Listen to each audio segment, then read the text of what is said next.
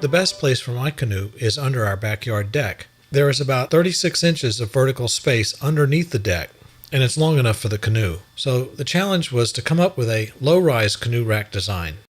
I went over to Home Depot and just looked around at what they have available.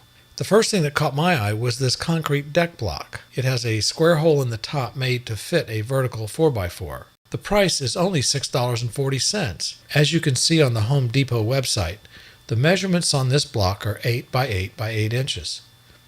Home Depot's catalog shows another deck block looking very similar, but with the measurements of 10 by 10 by 8, both priced at the same $6.40. Well, which one should you buy? The answer is it doesn't matter because they are exactly the same block. They have the same SKU part number, if that's what you call it.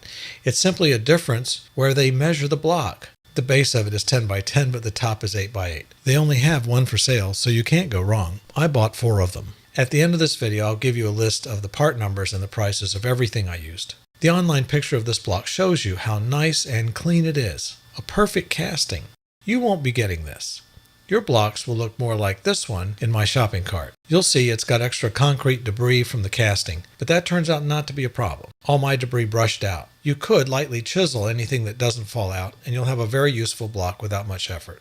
The next thing I bought was a pressure-treated 4x4, 8 feet long. That's the only wood I bought, and it was less than $7.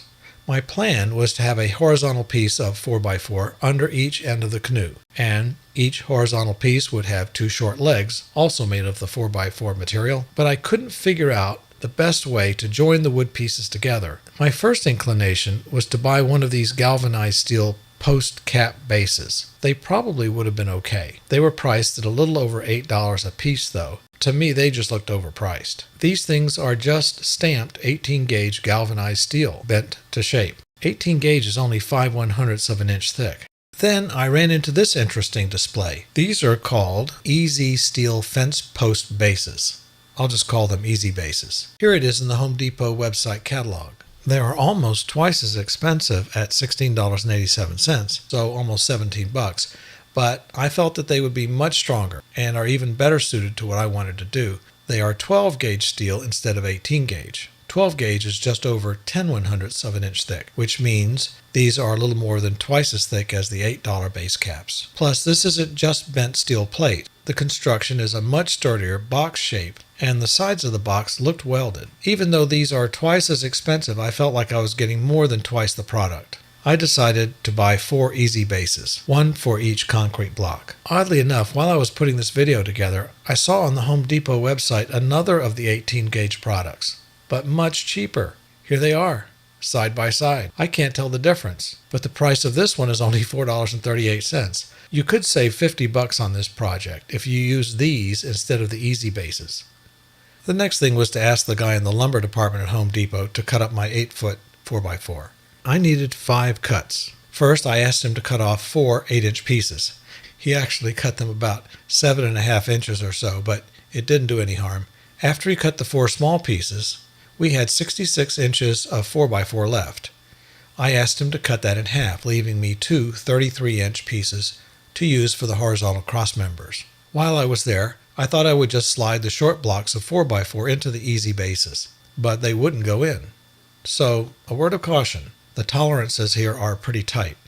First, choose your 4x4 carefully. Look at the end of the 4x4 and examine the cross section. It should be a perfect square, actually 3.5 inches on a side. Had I looked at mine before we did all the cuts, I would have noticed that my 4x4 wasn't quite square. One side was a bit longer. The result was that while it looked like the 4x4 legs were just going to slip right into these easy bases, they sure didn't for me. Also, pick your easy bases carefully.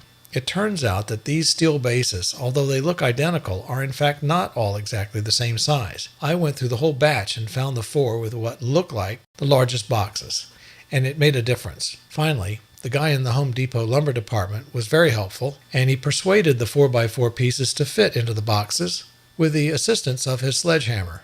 Problem solved. I needed some lag bolts, and I may have gone overboard here as well. But since all this stuff is going to be out in the rain, I thought I would go with stainless steel. And I bought 16 of these lag bolts for $1.36 each. You can probably save a good amount of money by just getting some galvanized steel lag bolts, which should work just as well. Also, I bought 16 so I could fill each hole in those easy bases, but I think you could easily get by with half that many. Naturally, having made my commitment to stainless steel, I bought 16 matching stainless steel washers at 25 cents each. Heck, I could have used real quarters and drilled holes in them. It was real easy to cart all this stuff home. Everything fit into my trunk. By the way, these concrete blocks are about 35 pounds each. I used a little hand truck to cart them around the yard, and I'm glad I used gloves to handle them.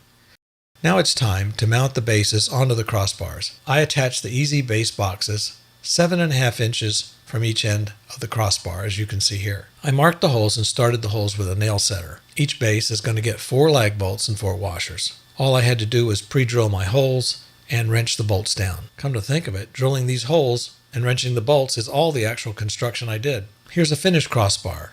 The saw marks down the side of this 4x4 almost make it look like these are 3 pieces of wood stuck together, but that's an optical illusion. This is a real 4x4. Here is my test assembly on the front porch. The vertical 4x4s are not attached in any way to the cement blocks. They just sit in the square holes that are designed into the top of each block. I did one extra thing, which was to round off the top edges of the crossbars with a router.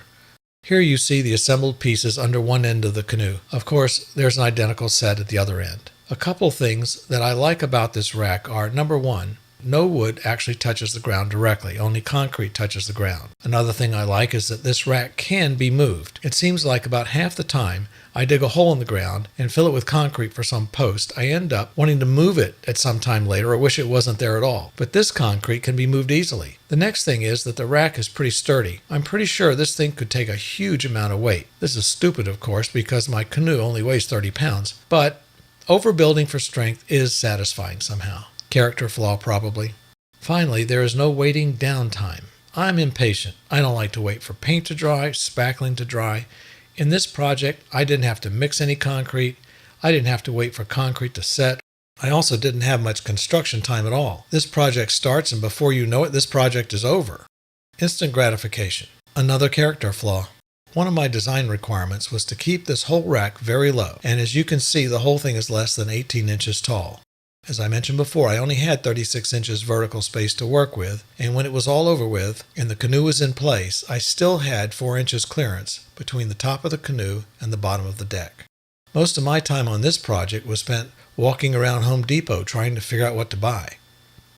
Total cost going overboard on everything is about $125 plus tax. You could probably shave $50 off that if you use the cheaper $4 version of the galvanized end caps instead of the $16.87 easy bases, and maybe save more money by avoiding stainless steel for the lag bolts and washers, but I don't regret my choices. I might make one additional design change. It's possible to slide the canoe in too far on the rack so that the far side of the canoe slips over the far side of the crossmember. A small block of wood at the far end of the crossmember would work as a stop to prevent that, maybe this weekend. Well, the weekend came and I just couldn't stand it, so I decided to make an end stop on each crossbar. I happen to have a short piece of 2x2 pressure-treated pine. I cut off 3.5 inches of it, then I pre-drilled the holes and even went to the trouble of countersinking. When I clamped the stop to the end of the 4x4, I wished I had not rounded off the end of the 4x4 with the router. You can see the gap that created. Oh well. I marked my holes with a drill and then drilled out the 4x4. This time I just used a couple of deck screws to attach each stop. And I was done. Here's the finished rack with the end stops. You can see how these will keep the canoe from sliding over the end of the crossbars. Thanks for watching. I hope this video has some ideas you can use in your own project. Here is my shopping list with Home Depot SKU numbers and current prices.